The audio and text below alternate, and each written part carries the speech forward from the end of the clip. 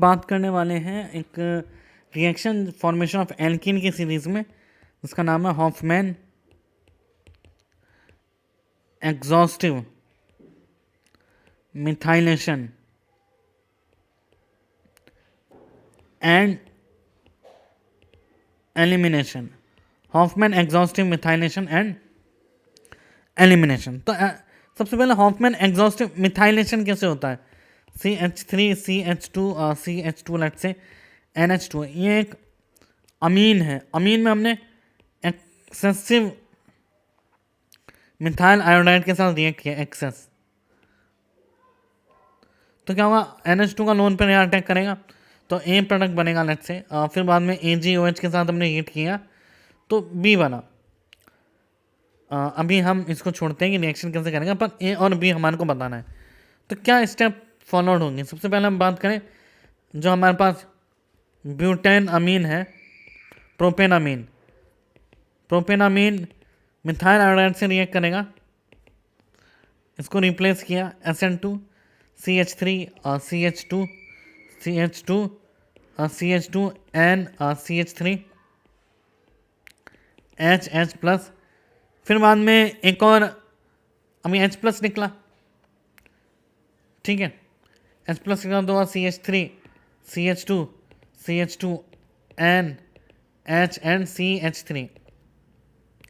इसी तरीके से अगर CH3I एक्सेस में हो, एक और मोल ऑफ CH3I से रिएक्ट कराए, ठीक है, एक मोल ऑफ CH3I से रिएक्ट करा तो हमारे पास बना CH3 CH2 N CH3 and CH3, और यहाँ H प्लस है।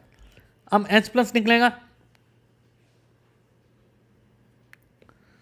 तो क्या हो गया? CH3 CH2 N plus CH3 and CH3,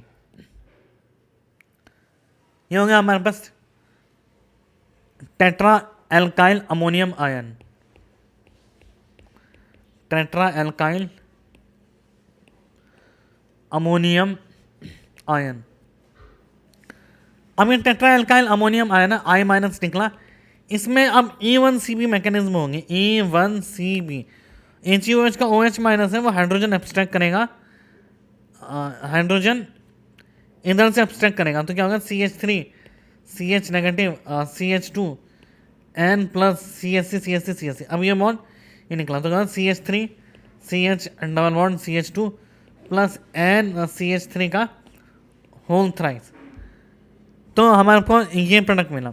अब आइए इसके कुछ एग्जांपल देखते हैं। तो यहाँ पे क्या हुआ? एल्कीन का फॉर्मेशन हुआ, एल्कीन का। अब कुछ एग्जांपल देखते हैं हम, अब कुछ एग्जांपल की मदद से इसको समझने की कोशिश करते हैं। हमारे पास CH3, इसमें क्या प्रोडक्ट मेजर होता है? हॉफमैन प्रोडक्ट मेजर होता है। तो N CH3 CH2 CH3, इनमें अल्फा बीटा, और इसको बीटा डैश बोल देते हैं। तो अगर बीटा से हाइड्रोजन एब्स्ट्रैक्ट हुआ OH माइनस, या फिर बीटा डैश से हुआ OH माइनस, तो क्या एल्कीन बनेगा? पहले वाले में ये एल्कीन बनेगा, सेकंड में ये एल्कीन बनेगा N CH3 का होल ट्वाइस N CH3 का होल ट्वाइस, तो दो एल्कीन बने हमारे पास, ठीक है। और ये हमारे पास जो दो एल्कीन बने हैं, तो ये जब बीटा से हाइड्रोजन एब्स्ट्रैक्ट होगा तब बनेगा पहला वाला, और सेकंड वाला जब बीटा डैश से हाइड्रोजन एब्स्ट्रैक्ट होगा। तो जो एल्कीन है ये हमारे पास क्या है? सेट्जेफ alkene.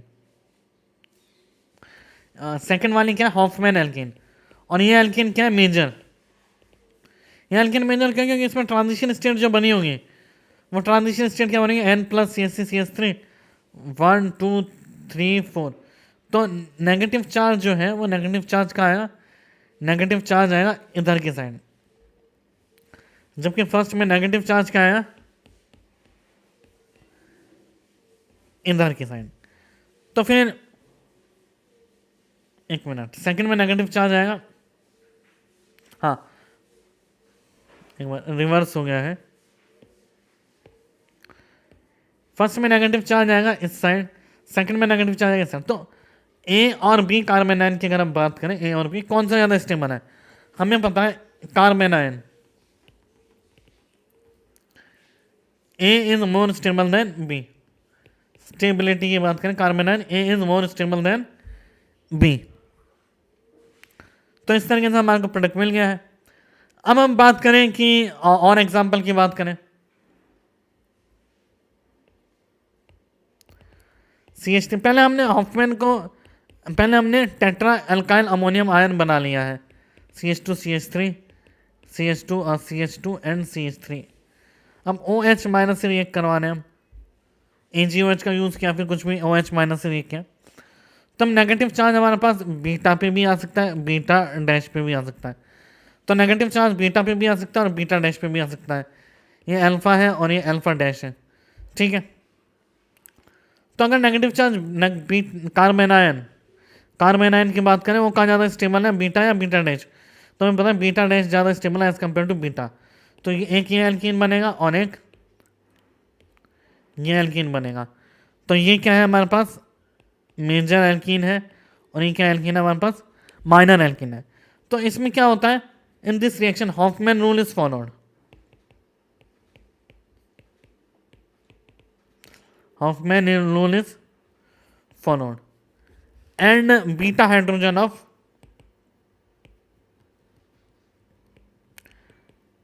tetra alkyl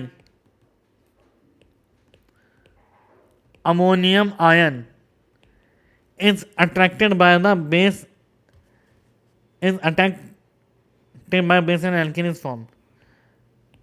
Attracted by the base and alkene is formed, तो एल्कीन बनेगा। इंटरमीडिएट कार्बन आया ना, सो प्रोडक्ट यील्ड इंटरमीडिएट क्या है इसमें, intermediate is carb anion, so yield of product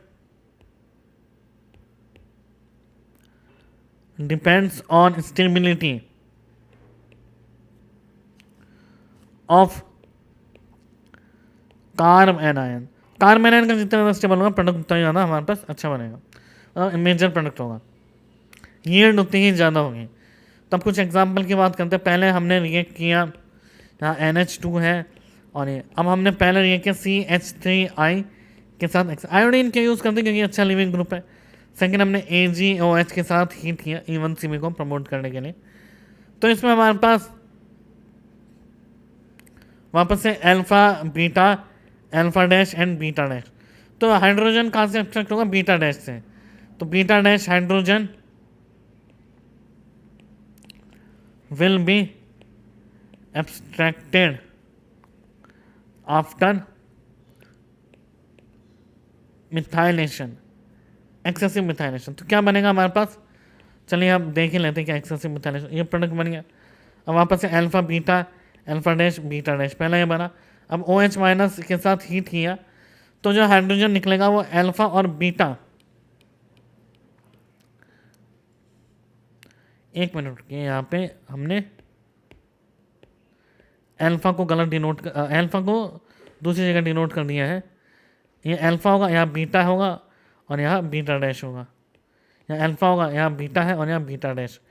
तो बीटा डैश पे ज़्यादा स्टेबल है कार्ब एनायन क्योंकि 2 डिग्री है, और बीटा डैश पे कार्ब एनायन जो है वो 2 डिग्री कार्ब एनायन है, और बीटा क्या है, 3 डिग्री कार्ब एनायन। तो क्या बनेगा इसमें, प्लस N CH3। नेक्स्ट की बात करें हम, NH2, इसमें क्या एल्कीन बनेगा, इसमें एल्कीन बनेगा। नेक्स्ट एग्जांपल की बात करें, PH CH2 और CH CH3 NH2, इसमें अगर हम रिएक्ट करवाएं तो क्या बनेगा, PH CH2 और CH CH3 N पॉजिटिव। अब वापस से अल्फा बीटा और बीटा डैश। तो बीटा और बीटा डैश में से हाइड्रोजन कहाँ मेजरली एक्सट्रैक्ट होगा, हाइड्रोजन बीटा डैश से ज़्यादा एक्सट्रैक्ट होगा क्योंकि वो बीटा से होगा, क्योंकि बीटा क्या है, एक reso stabilized carb anion, reso stabilized carbon. BH CH double bond CH and CH3 और यहाँ पे निकल गया अमोनिया 3 डिग्री अमीन।